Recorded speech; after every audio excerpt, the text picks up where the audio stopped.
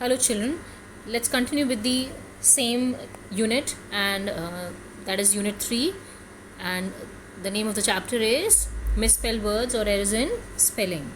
So rule number 11, when forming plurals of hyphenated nouns, use the plural form of the main word regardless of where it falls within the word. इसका क्या मतलब है? जहाँ पे भी हम hyphen क्या है, एक डैश जैसा हम यूज़ करते हैं, that is hyphen. So hyphenated nouns हम जब यूज़ करते हैं, जस्ट रिमेंबर उसको हमेशा हम प्लूरल फॉर्म में यूज़ करेंगे. उसमें से मेन नाउन या मेन वर्ड जो है आप उसको निकालेंगे एंड उसको आप प्लूरल फॉर्म में यूज़ करेंगे regardless of wherever it has been used in that particular combination of group of words. Okay, let's look for the examples. Brothers-in-law, clearing houses, not for profits, runner-ups, t-shirts. तो इस तरीके के जितने भी words हैं इसमें मैंने देखिए हाईलाइट किया हुआ है, ये बोल्ड में हाईलाइटेड है. ये जितने भी वर्ड्स हैं, ये जैसे ब्रदर्स इन लॉ है तो ब्रदर्स क्या हाँ कहाँ पे आ रहा है? It's at the beginning of this whole combination of words. Whereas clearing houses में हाउसेज क्लियरिंग के बाद आ रहा है. But we have simply converted these particular words into plural forms, और इनको ये हाईलाइट भी किए हुए आपको समझ में भी आ रहा होगा.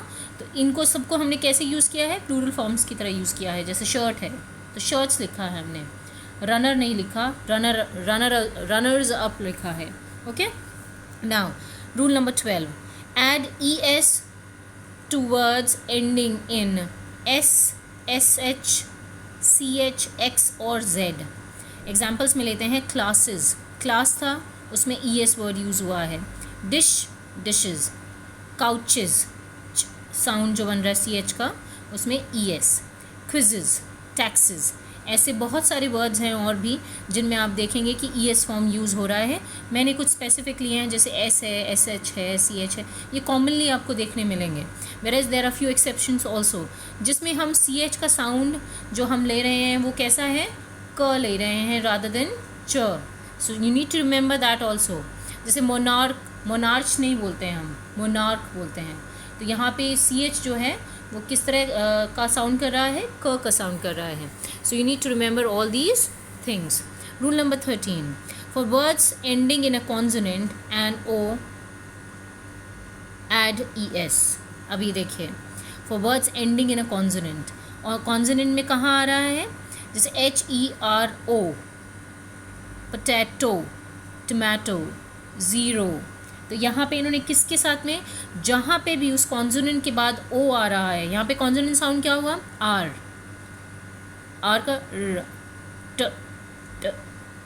फिर टमाटोज़ में भी ट, ज़ीरो में र. ये साउंड जो बन रहे हैं ये कॉन्सोनेंट साउंड्स हैं.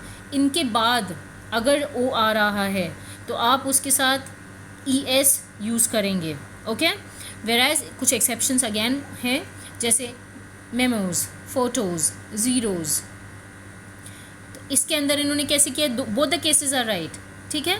सो यहाँ पे मेमोज लिखा है, फ़ोटोज़ लिखा है, तो आप इनमें देखेंगे कि इसमें O के बाद सीधा S लिखा हुआ है. There are few exceptions obviously, but majorly you will get to see जैसे हीरोज़ है, पोटैटोज़ है, टमाटोज़ है, इन सब में आपको देखने मिलेगा कि you using ES. Now move to the rule number 14, for words ending in a vowel and O add S. जिसे मैंने आपको ऊपर भी बताया था. एग्जाम्पल्स में पैटियोज़, रेडियोज़, जूज़. तो यहाँ पे O जहाँ पे एंड हो रहा है O से, वॉवल साउंड से, तो उसमें क्या था? वॉवल साउंड वो पर्टिकुलर वर्ड में अगर हम, ये जो मैं रूल नंबर 13 की बात कर रही हूँ, इसमें पोटैटो, इसमें भी अगर कॉन्सोनेंट के बाद O आ रहा है तो आपको ES यूज़ करना था. वेराइज इसके अंदर कैसे है? आपका वर्ड ही, जैसे रेडियोज़ अगर हम बोल रहे हैं, पैटियोज़ अगर हम बोल रहे हैं तो पैटियो होगा, S वर्ड उसके साथ ऐड किया गया है क्योंकि it is ending with a vowel sound. जू, रेडियो, IO भी IO, अगेन पैटियोज़ में भी IO आ रहा है, दोनों ही वोवल्स हैं. रेडियो में भी IO आ रहा है, दोनों ही वोवल साउंड्स हैं. जू में भी डबल O है, ये भी वोवल साउंड है. ठीक है. सो जूज़, इसके साथ में आप क्या ऐड करेंगे? Suffix S. Okay. Now rule number 15, for words ending in F और FE, either change the F to V and add S or es, or just add s with no changes. Okay, let's see this. Examples में knifes, knife की spelling होती है KNIFE, ठीक है। तो यहाँ पे हमने क्या किया, F को V में कन्वर्ट कर दिया। लीव्स, लीफ LEAF लिखते हैं, जैसे ही आप उसको प्लूरल फॉर्म में कन्वर्ट कर रहे हो तो वो क्या हो गया, F की जगह V यूज़ हो गया।